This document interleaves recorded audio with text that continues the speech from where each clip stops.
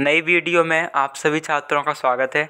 तो छात्रों, आज की इस वीडियो में हम देखने वाले हैं कक्षा 8वीं का जो 12 नवंबर को NAS यानी राष्ट्रीय उपलब्धि सर्वेक्षण टेस्ट होने वाला है, उसके लिए मॉडल पेपर। तो गाइज़, आप 12 नवंबर का पेपर देने जाने से पहले इसे अच्छे से तैयार कर लें, जिससे आप 12 नवंबर के NAS के पेपर में अच्छे से अच्छे नंबर ला पाएँ। सो गाइज़, करते हैं वीडियो को स्टार्ट।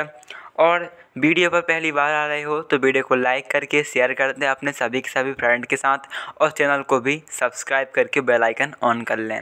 तो गाइस, इसका क्वेश्चन देखें तो आप देख सकते हो 2021 नेशनल अचीवमेंट सर्वे टेस्ट यानी कि राष्ट्रीय उपलब्धि सर्वेक्षण 2021 का कक्षा कौन सी है। तो छात्रों, आपकी कक्षा है कक्षा 8वीं। कक्षा 8वीं का मॉडल पेपर देख रहे हैं हम, ठीक है। कक्षा 8वीं अचीवमेंट टेस्ट आप देख सकते हो, टेस्ट फॉर्म नंबर जो भी है और मीडियम ऑफ इंस्ट्रक्शन हिंदी। यहाँ पर गाइज आपको वो भरना होता है यूडाइस कोड स्कूल का, स्टूडेंट्स आईडी, स्टूडेंट्स आधार नंबर। तो ये सारा जो आपके टीचर लोग होते हैं और जो आपके इन्विगेस्टेटर आते हैं क्लास में निरीक्षण करता, वो आप सभी के UDISE code, Aadhaar number, area number, section, social group, CWSN, ठीक है, स्कूल मैनेजमेंट, स्टूडेंट्स जेंडर और बाकी सब भर देते हैं। देन गाइज आपको भरना होता है स्टूडेंट अपना नाम, छात्र का नाम, स्कूल का नाम, आपका ज़िला और आपका राज्य। सो गाइज, पेपर की ओर बढ़ते हैं। तो आप देख सकते हो यहाँ पर कक्षा 8वीं निर्देश, परीक्षण आरंभ करने से पहले क्षेत्र अन्वेषक अध्यापक यानी कि विद्यार्थी के साथ सामंजस्य स्थापित करें। और यह परीक्षण अध्यापक या शिक्षण की गुणवत्ता का आकलन नहीं करता। यह परीक्षण विद्यार्थी की जानकारी, समझ एवं उनकी विभिन्न संदर्भों में प्रयोग को जानने के लिए बनाया गया है, ठीक है। देन गाइज आप पढ़ सकते हो थर्ड वाला और फोर्थ में आपको 60 प्रश्न दिए जाएंगे। 4 विषय हैं आपके, जिसमें आपकी हिंदी के 15 क्वेश्चन, गणित के 15 क्वेश्चन, विज्ञान के 15 क्वेश्चन और सामाजिक विज्ञान के 15 क्वेश्चन आएंगे। आपको 2 घंटे का टाइम मिलेगा और आपको आंसर OMR शीट में टिक करना है, ठीक है। OMR शीट में कैसे टिक करोगे, आपको एक गोला मिलेगा ABCD, जो सा भी ऑप्शन आपको सही लगे क्वेश्चन में, उस क्वेश्चन के गोले में आपको ब्लैक पेन से या काली पेन से भर देना है, गोला कर देना है, ठीक है। तो इस प्रकार से आप OMR शीट में आंसर फिल करोगे। उदाहरण देख सकते हैं, जैसे आपका क्वेश्चन जे है, निम्नलिखित में से कौन सी बड़ी संख्या है। और मान लो आपका आंसर सेकेंड वाला आपको सही लग रहा है 275। तो अगर जब आपको OMR शीट मिलेगी तो आपको यहाँ सेकेंड नंबर का जो ऑप्शन होगा उसे पूरा का पूरा काला कर देना है, कुछ इस टाइप से, जो भी आपको राइट आंसर लगे, ठीक है। आपको गाइस रॉन्ग का टिक नहीं करना है, राइट का टिक नहीं करना है, आपको सिंपली इसे पूरा का पूरा गोला करना है, ठीक है। अभी गाइस क्वेश्चन देखें तो आप क्वेश्चन देख सकते हो 1 से 5 की ओर। नीचे दिए गए अनुच्छेद को पढ़कर प्रश्नों के उत्तर दें। तो अनुच्छेद आपके सामने है। नीम छोटी चमकदार हरी पत्तियों वाला एक बड़ा सदाबहार वृक्ष होता है। यानी कि नीम कैसा वृक्ष होता है, इसकी छोटी पत्तियां होती हैं, चमकदार भी होती हैं, और कलर कैसा होता है, रंग होता है इसका हरा, ठीक है। रंग कैसा होता है, हरा। साथ एक बड़ा सदाबहार वृक्ष होता है, सदाबहार रही आती है। इसका तना सीधा होता है, इसकी छाल कठोर, खुरदरी और पपड़ीदार होती है। इसमें बसंत ऋतु में छोटे छोटे सफ़ेद फूल खिलते हैं। यह वृक्ष कभी भी पत्ती रहित नहीं होता, क्योंकि इसकी सभी पत्तियां एक साथ नहीं गिरती। यह पूरे भारत में पाया जाता है, ठीक है। संस्कृत में नीम का नाम अरिष्ट है, जिसका अर्थ है रोगों से मुक्ति देने वाला। इसे चमत्कारी वृक्ष के नाम से भी जाना जाता है। नीम के वृक्ष का प्रत्येक हिस्सा दवाइयाँ बनाने के काम में आता है। गाइस, आपने भी देखा होगा, आप बहुत सारी दवाई खरीदते हो, ट्यूब्स खरीदते हो, टॉनिक खरीदते हो, उसमें नीम के पेड़ का चित्र बना होता है ना। मतलब कि वो जो दवाइयाँ हैं वो किससे बनी हैं, नीम के पेड़ से, उसकी पत्तियों से मिलकर बनी हुई हैं। देन इसके जो बीज होता है, तो इसके बीज से तेल निकाला जाता है, और जैसे मागोरसा तेल कहते हैं। कौन सा तेल, मागोरसा तेल कहते हैं। यह तेल कोढ़ और चर्म रोग, कोढ़ गाइस एक स्किन का प्रॉब्लम होती है ना, त्वचा संबंधी रोग है कोढ़, और चर्म रोग यानी कि बहुत साल पुराने रोग को भी ठीक करता है, यानी कि उपचार में काफ़ी प्रभावशाली होता है। इसकी पत्तियों का प्रयोग चेचक के उपचार के लिए किया जाता है, यानी चेचक का उपचार भी किया जाता है। नीम की चाय का प्रयोग अक्सर सिर दर्द और बुखार में आराम पाने के लिए किया जाता है। इसके फूलों का उपयोग आंत संबंधी रोगों के उपचार के लिए किया जाता है। नीम की छाल और गोंद से भी कई अचूक दवाइयाँ बनाई जाती हैं। भारत में लोग नीम की टहनी का उपयोग कर अपने दांत को साफ करने के लिए भी करते हैं। आपने अपने घर मोहल्ले में देखा होगा। दराजों और लकड़ी की अलमारियों को तिल चट्टे और कीट पतंगों से बचाने के लिए उनमें नीम की सूखी पत्तियां रखी जाती है। गाइस, हम बहुत सारे अनाज में, चावल में, दाल में नीम की पत्तियां रख देती हैं जिससे कि उसमें कीड़े ना लगें, सुरड़ और जो होती है ना हमारी साइड, वो ना लगें। ठीक है, तो कुछ लोग नीम के वृक्ष को पवित्र मानते हैं, उसकी पूजा भी करते हैं। उसकी पत्तियों को अपने घर के मुख्य द्वार पर बुरी आत्माओं को दूर करने के लिए तोरण के रूप में बांधते हैं। नवजात शिशु को अच्छे स्वास्थ्य और रोगों से बचाव के लिए नीम की पत्तियों पर लिटाया जाता है। निसंदेह यह सारे संसार में अद्भुत वृक्ष के रूप में माना जाता है और जाना भी जाता है। तो गाइस, हम इसके क्वेश्चन आंसर देखते हैं। तो पहला क्वेश्चन है, नीम की छाल कैसी होती है? तो नीम की छाल कैसी होती है? खुरदरी और पपड़ीदार होती है। नेक्स्ट क्वेश्चन है, नीम के फूल किस रोग के उपचार के लिए उपयोगी होते हैं? तो आंत रोग के। ठीक है, और नीम के फूल गाइस, ठीक है, बाकी नीम तो सबके लिए उपयोगी होती है, चाहे चेचक हो, बुखार हो, है ना, या चर्म रोग हो। लेकिन नीम के जो फूल होते हैं वो किसके लिए उपयोगी होते हैं? वो उपयोगी होते हैं आंत रोग के लिए। देन गाइस, नेक्स्ट क्वेश्चन है, नीम की सूखी पत्तियां अलमारियों में क्यों रखी जाती हैं? तो छिपकलियां और चींटियों से बचाव के लिए। देन नेक्स्ट क्वेश्चन है, कुछ लोग नीम की पत्तियों को तोरण के रूप में घर के मुख्य द्वार पर क्यों बांधते हैं? ताकि बुरी आत्माओं को दूर रखा जाए। ठीक है।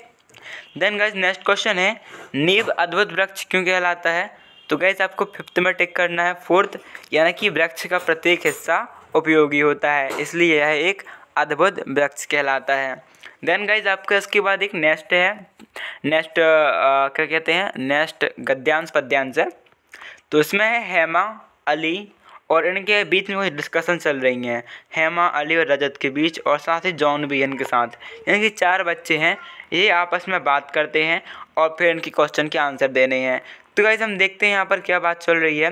हेमा, हेलो मैं हेमा हूँ, क्या आपको पता है मुझे सबसे ज़्यादा क्या करना पसंद है? मुझे अपने परिवार और दोस्तों के साथ ऐतिहासिक यानी कि हिस्टोरिकल यानी कि अति प्राचीन स्थलों पर घूमना पसंद है। पिछले साल गर्मियों की छुट्टी के दौरान मैं हैदराबाद घूमी और चार मीनार एवं गोलकोंडा किला देखा। इस वर्ष मैं आगरा गई और ताजमहल को देखकर बहुत खुश हुई। हर बार मैं एक नए स्थान पर का दौरा करती हूँ और नए नए दोस्त बनाती हूँ। आप क्या सोचते हैं कि अगले साल मुझे कौन सी जगह घूमनी चाहिए? ये गाइस कौन कहती है? ये कहती है हेमा। अभी देखते हैं अली क्या कहता है। तो अली कहता है, अपना इंट्रोडक्शन देता है, अपना परिचय देता है कि मेरा नाम अली है, आप सबसे मिलकर अच्छा लगा, मैं नई चीज़ें सीखने को लेकर काफ़ी उत्सुक हूँ। मेरी विज्ञान की अध्यापिका मुझे ज़्यादा से ज़्यादा पुस्तक पढ़ने के लिए प्रोत्साहित करती रहती हैं। वे कहती हैं कि प्रश्न पूछना वैज्ञानिक जिज्ञासा की शुरुआत है, जिससे पहले सप्ताह मैंने डेस्क वर्ड क्वेश्चंस नामक किताब पढ़ी और बहुत सी जानकारी एवं रुचिकर पाया। क्या आप मुझे बता सकते हो कि वर्षा की बूंदों के रूप में क्यों गिरती हैं? मैंने इस प्रश्न का उत्तर इसी किताब में पाया। तो गाइस, हमने देखा अली ने क्या कहा। अभी देखते हैं रजत की बात। तो रजत कहता है, हेलो दोस्त मैं रजत हूँ, खेलने कूदने का शौक़ है, फुटबॉल खेलने को लेकर काफ़ी उत्साहित हूँ और सॉकर के नाम से जाना जाता है। और गाइस, जो भी है आप छात्र पढ़ सकते हो। देन जॉन का देखें तो हेलो मैं जॉन हूँ, वातावरण को हरा और साफ रखना मेरा शौक़ है। क्या आप जानते हैं कि इस बारिश के मौसम में मैंने अपने विद्यालय में 4 पेड़ों के छोटे पौधे लगाए हैं। ये पौधे हैं जामुन, नीम, आम और गुलमोहर के हैं। मेरे अध्यापक ने मुझे इन पौधों के साथ इनका नाम प्लेट लगाने को कहा है। मेरी कक्षा की सोमा पोस्टर को डिज़ाइन कर रही है। उसकी रुचि चित्रकारी में है। सो गाइस, हमने देख ली जॉन की बात, रजत की बात, अली की और हेमा की बात। अभी गाइस, उससे जुड़े हम क्वेश्चन देखते हैं। तो क्वेश्चन नंबर 6 है, गोलकोंडा और ताजमहल में समान बात क्या है? तो क्या है, दोनों ऐतिहासिक स्थल हैं, यानी कि गोलकोंडा जो है वो भी एक अति प्राचीन जगह है और ताजमहल भी बहुत पुरानी दर्शनीय स्थल है, जगह है। ठीक है। देन फुटबॉल के बारे में कौन सा कथन सत्य नहीं है, यानी कि कौन सा कथन गलत है। तो यह खेल केवल गोलकीपरों के लिए है, तो एक क्वेश्चन गलत है। गोलकीपर भी खेलते हैं और जो नॉर्मल होते हैं कि गोलकीपर तो 2 ही होते हैं, बाकी के 9 तो बॉल लेके जाते हैं ना, तो सभी खेलते हैं। ठीक है। देन छोटे पौधों को कैसे पहचानेंगे, पेड़ों के नाम पौधों के पास लगाए जाएंगे, यानी कि नेम प्लेट लगा के जान जाएंगे कि कौन सा पौधा किसका है। सौमा किस चीज़ में अच्छी है, तो हमने लास्ट में पढ़ा चित्रकारी में अच्छी है। देन हेमा और अली के कौन से शौक़ हैं, तो उन्हें नई चीज़ों और स्थानों को खोजना पसंद है। देन नेक्स्ट क्वेश्चन देखें, तो इसमें आपको एक विज्ञापन दिया गया है 11 से 15 क्वेश्चन के बीच। नीचे दिए गए विज्ञापन को देखें और प्रश्नों के उत्तर दें। तो गाइस आप विज्ञापन को देख सकते हो, स्वच्छ भारत मिशन, जन जन की ही हो भागीदारी, स्वच्छ व सुंदर रेल हमारी। ठीक है। इसमें देख रहे हो गांधी जी का पोस्टर है। गांधी जी कह रहे हैं कि खुद वो बदलाव बनिए जो दुनिया से आप देखना चाहते हैं। तो जैसे क्या, कूड़ेदान का प्रयोग करें कचरा फेंकने के लिए, शौचालय का प्रयोग करें, थूकदान में थूकें और पानी की बचत करें। तो गाइज अभी हम देखते हैं क्वेश्चन आंसर। इस विज्ञापन का मुख्य उद्देश्य है तो सफाई के लिए प्रेरित करना। ठीक है।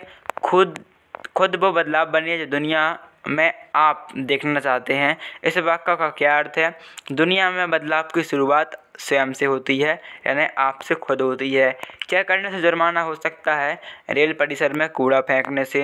देन एक लड़की ने अपने पिता से कहा, सॉरी गाइस थोड़ा देख लेना। ठीक है।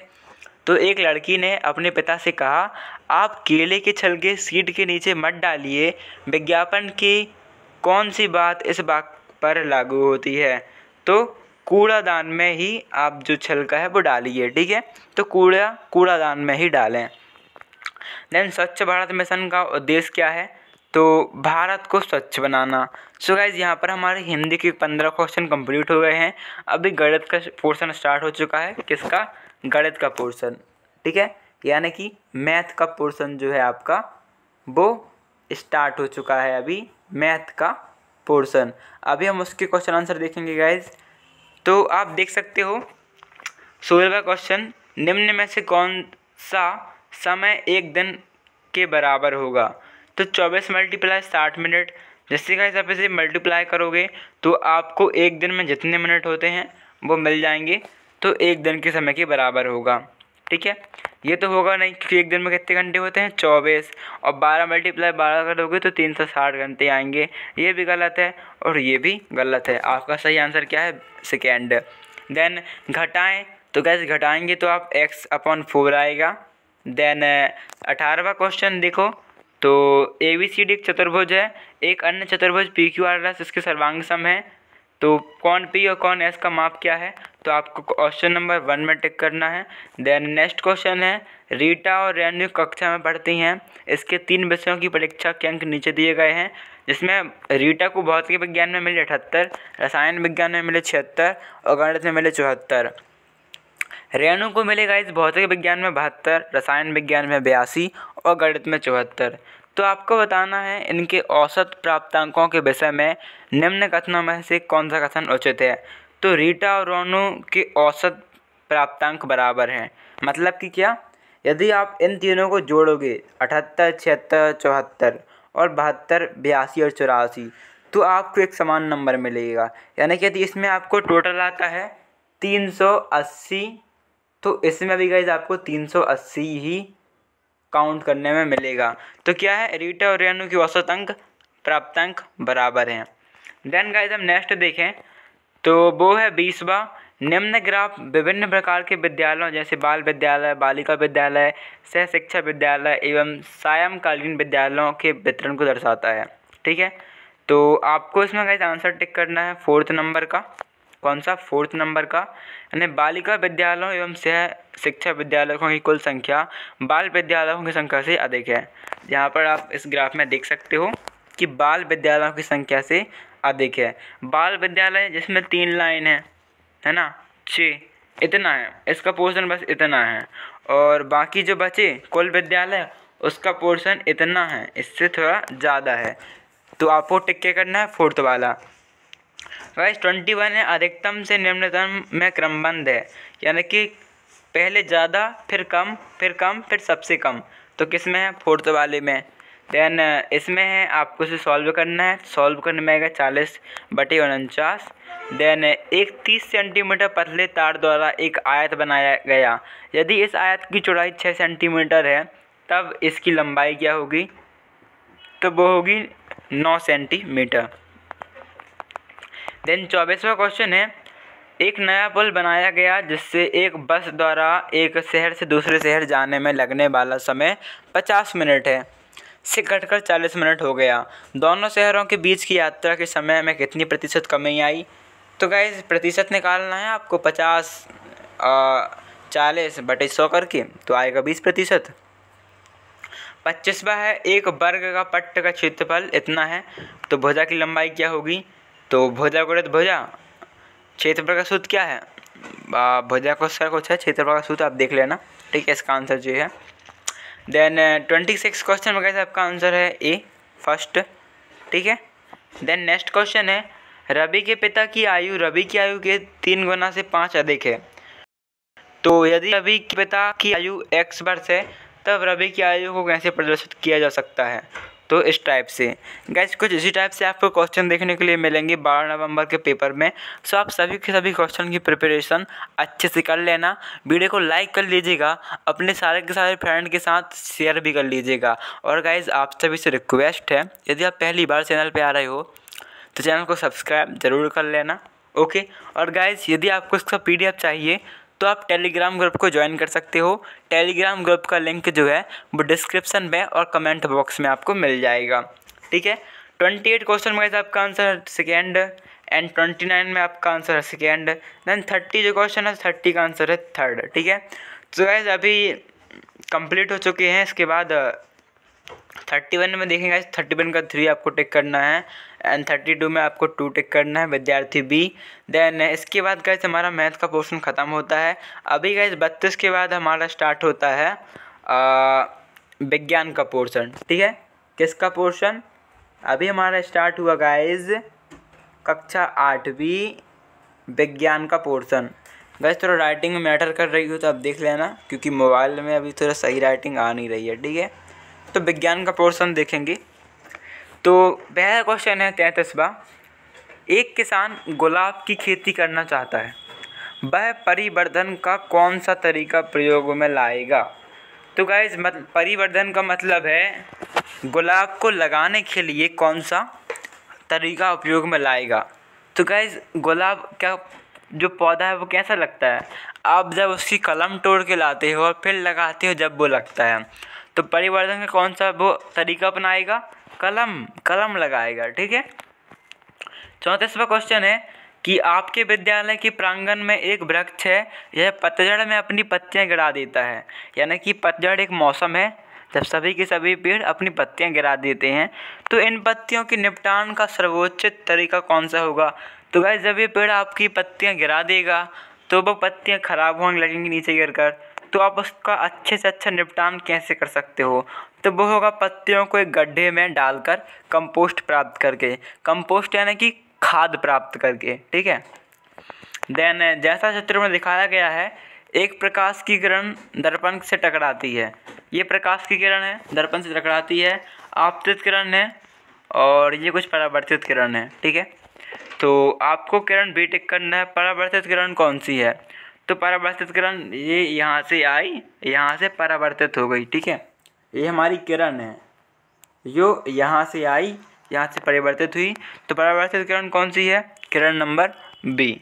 देन 36 है, निम्न में से कौन सा बल संपर्क बल है? तो घर्षण बल गाइज आपके संपर्क बल होता है। यदि आप संपर्क में नहीं लाओगे तो घर्षण नहीं होगा। जैसे क्या आप घर्षण कैसा होता है? जब हम साबुन को पकड़ते हैं तो घर्षण कब होगा? जब साबुन हमारे हाथ में आएगा तभी तो घर्षण होगा। जब हम साइकिल चलाते हैं तो घर्षण साइकिल कब चलेगी? जब हम उसे रोड में रखेंगे, यानी कि रोड का और साइकिल के टायर का संपर्क होगा। तो संपर्क बल कौन सा है? घर्षण बल, ठीक है। 37वां क्वेश्चन है, एक बॉल बिंदु ए से छूटकर विभिन्न प्रकार की क्षैतिज सतहों पर जाती है, किस सतह पर बॉल अधिकतम दूरी तय करेगी? तो शीशा जो है ना, वो चिकना होता है, तो वो ज़्यादा देर तक उसमें गति करती रहेगी, ठीक है।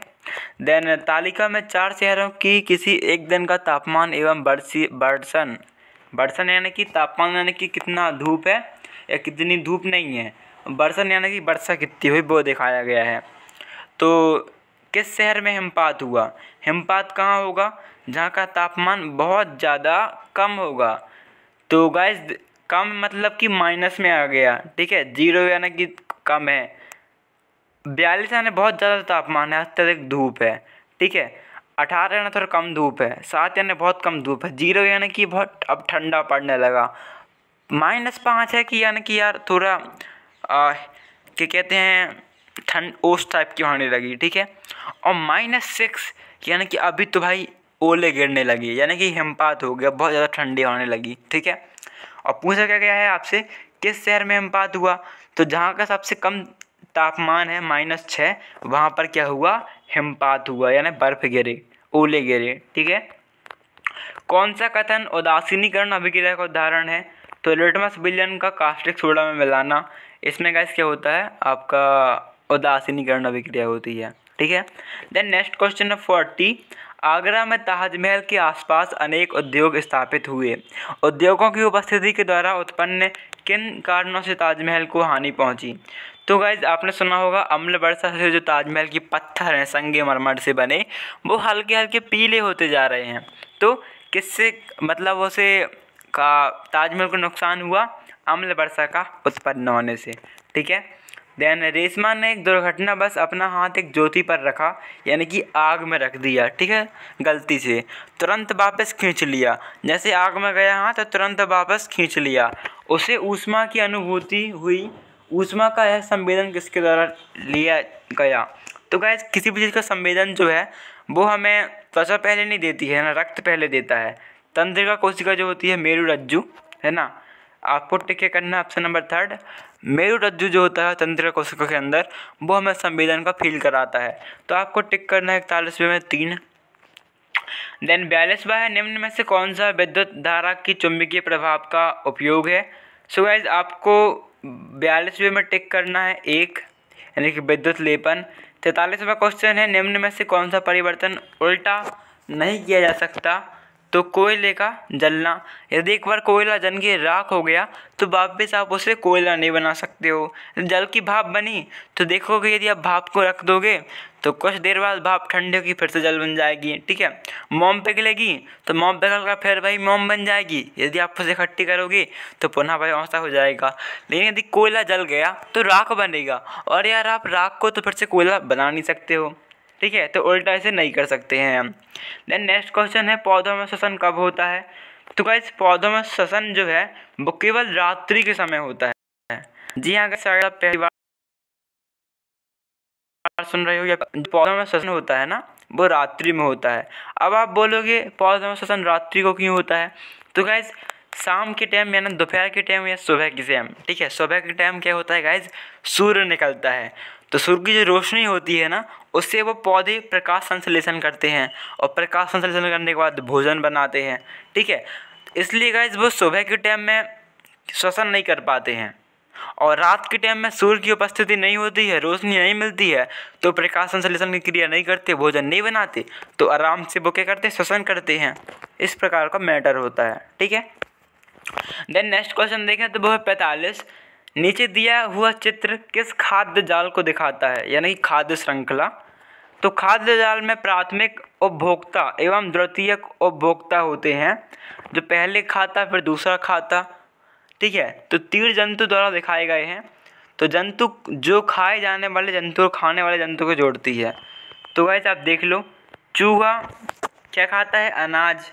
अनाज को किसे देखो, चूहा को देखो भाई, जो चूना है, सॉरी गाइस, चूहा खाता है अनाज को, अनाज क्या खाता है? फिर चिड्डा खाता है अनाज को, चिड्डे को खाता है पक्षी, और पक्षी को कोई नहीं खाता है, ठीक है।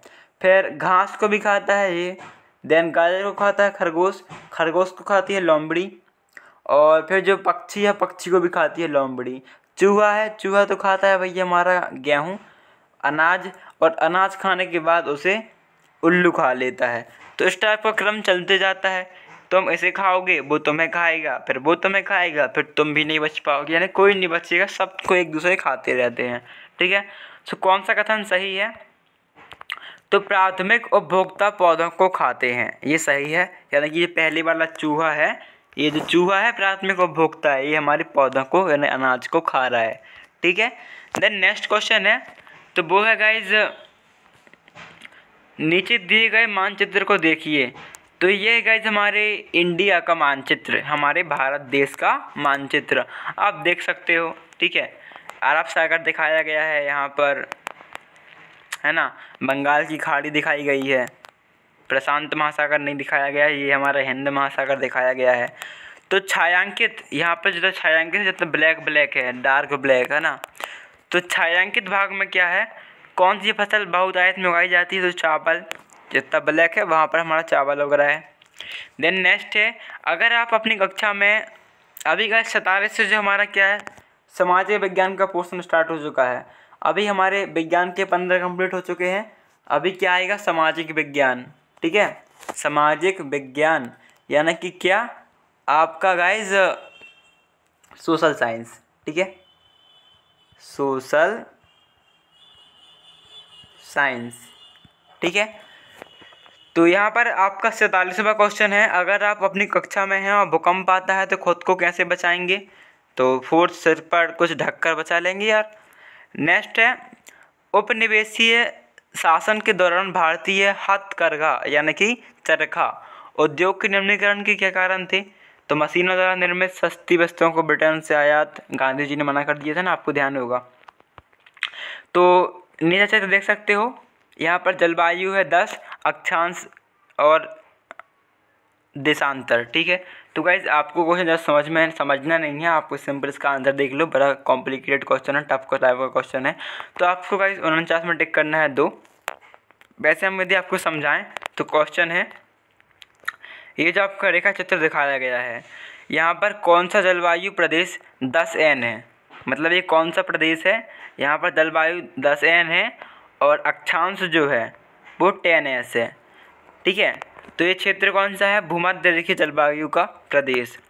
देन 50वां क्वेश्चन है, निम्नलिखित विकल्पों में से भारत में उपनिवेशक शासन के दौरान कौन सा एक सामाजिक सुधार है? तो सती प्रथा का अंत। ठीक है, देन निम्न में से दिए मृदा का विन्यास का अवलोकन करें। तो यहाँ पर हमारा ह्यूमस होता है, यहाँ पर नॉर्मल मिट्टी, यहाँ पर और डार्क मिट्टी, यहाँ पर पत्थर, और यहाँ पर हमारी ऊपरी सतह है जहाँ पर पौधा उगता है। तो कृषि के लिए उपयुक्त परत कौन सी है? यहाँ पर ह्यूमस ज़्यादा होगा, और ह्यूमस कहाँ है? बी नंबर में। तो आपको टिक के करना है फर्स्ट नंबर, यानी कि ऑप्शन नंबर बी। ठीक है, नेक्स्ट क्वेश्चन देखें, तो वो है, नीचे दिए गए चित्र का अवलोकन करें। आपको क्या समझ में आ रहा है कि नदी का विसरण, गाइस एक प्रकार की नदी है जो चली जा रही है, चली घूम घूम के चली जा रही है। देन 53 क्वेश्चन है, निम्न में से कौन सा कारण 1857 के विद्रोह के कारण था? तो वो है कारतूस और सुअर की चर्बी का संदेश आना, जिसमें मंगल पांडे ने कदम भी उठाया था। ठीक है, 54वां क्वेश्चन है, लगभग 10 वर्ष का एक बच्चा सड़क के किनारे चाय की दुकान पर काम कर रहा है। इस स्थिति में भारतीय संविधान के कौन से मौलिक अधिकार का हनन होता है? सो गाइस आपने पढ़ा होगा शोषण के विरुद्ध अधिकार, जिसमें 14 वर्ष से कम बच्चों से आप काम नहीं करवा सकते हो। तो ये कौन सा आएगा? शोषण के विरुद्ध अधिकार के अंतर्गत। ठीक है, नेक्स्ट क्वेश्चन है 55, निम्न में से कौन सी संस्था कानून बनाती है? तो संसद जो है वो हमारे कानून का गठन करता है, कानून का निर्माण करता है। भारत में स्थानीय सरकारों द्वारा स्वच्छता अभियान क्यों चलाए जाते हैं? क्योंकि यह भारतीय संविधान के जीने का अधिकार का हिस्सा है। मतलब कि यदि आप स्वच्छता नहीं रखोगे तो हजारों करोड़ों प्रकार की बीमारियां आएंगी, जैसे भी कोरोना चल रहा है, डेंगू चल रहा है, टाइफाइड चल रहा है। इस कारण गाइस हम जी नहीं पाएंगे बीमारियों के चलते। इस कारण क्या चल रहा है? स्वच्छता अभियान चल रहा है। नेक्स्ट क्वेश्चन है, कौन सी सार्वजनिक सुविधा यानी कि जो पूरे भारत के सभी लोगों के पास है, केवल सरकार द्वारा दी जाती है। तो गाइस जो रेलवे है ना वो किसी पर्टिकुलर प्राइवेट नहीं देता है ना, वो गवर्नमेंट देती है हमें, यानी कि शासन देता है। तो रेलवे की जो सुविधा है गाइस वो हमें सार्वजनिक सुविधा है जो सरकार देती है, ठीक है। नेक्स्ट क्वेश्चन है, मान लीजिए आपके ज़िले के लोग अपने क्षेत्र में एक नया स्कूल खोलते हैं, एक नया स्कूल खोलते हैं, तो कौन सी संस्था अनुमति लेने में सक्षम है। मान लो गाइस आपके ज़िले में कोई बड़ा स्कूल खोलना है, तो आप किससे मतलब कि अनुमति लोगे, किससे ऑर्डर लोगे, और ऑर्डर लेने के बाद ही आपका स्कूल खोलेगा। यदि आप ऑर्डर नहीं लोगे तो आपका स्कूल नहीं खोलेगा। तो वो है गाइस राज्य एवं केंद्र सरकार दोनों से, ठीक है। देन गाइस नेक्स्ट क्वेश्चन है क्वेश्चन नंबर 59। यह मानचित्र उन जगहों की झलक दिखाता है, यानी उन जगहों को दिखाता है जो अकबर मुग़ल कालीन शासन काल के जो थे बादशाह अकबर और औरंगजेब के शासनकाल के दौरान मुग़ल साम्राज्य का हिस्सा थे। तो जो कि मुग़ल साम्राज्य का हिस्सा थे पहले के समय, अभी नहीं। तो आप देख सकते हो मथुरा, आगरा, इलाहाबाद, पटना सभी अधिकांश हैं। तो आपको स्टिक करना है यहाँ पर। नीचे दिए गए वर्तमान भारतीय राज्यों में चित्तौड़ और अमेर कहाँ स्थित है। तो राजस्थान में स्थित है चित्तौड़। और लास्ट क्वेश्चन है, मान लीजिए आपको अपनी कक्षा में के लिए 2000 पेन खरीदने हैं, इनमें से आप कौन सी दुकान पर जाना पसंद करोगे, थोक की, साप्ताहिक बाजार की, फुटकर स्टेशनरी, गली की दुकान। तो गाइस यदि हमें 2000 खरीदना है तो हमें सस्ते में मिले, इसलिए हम कहाँ जाएंगे, थोक स्टेशनरी की दुकान में। ओके गाइस, यदि आपको वीडियो अच्छी लगी हो तो वीडियो को लाइक, शेयर एंड चैनल को सब्सक्राइब कर लेना। गाइस हमने आपको सभी क्लास के मतलब सभी विषय के 15-15 क्वेश्चन कवर करा दिए जो कि गाइस आपके पेपर के लिए हैं। तो गाइस वीडियो अच्छी लगी हो तो वीडियो को लाइक ज़रूर करना यार, बहुत मेहनत लगती है। साथ ही चैनल को सब्सक्राइब कर लेना, अपने सारे फ्रेंड के साथ वीडियो को शेयर कर देना। And guys thanks for watching. PDF के लिए आप टेलीग्राम ग्रुप ज्वाइन कर सकते हो, उसकी लिंक मिल जाएगी डिस्क्रिप्शन बॉक्स में और कमेंट बॉक्स में। Thanks for watching guys.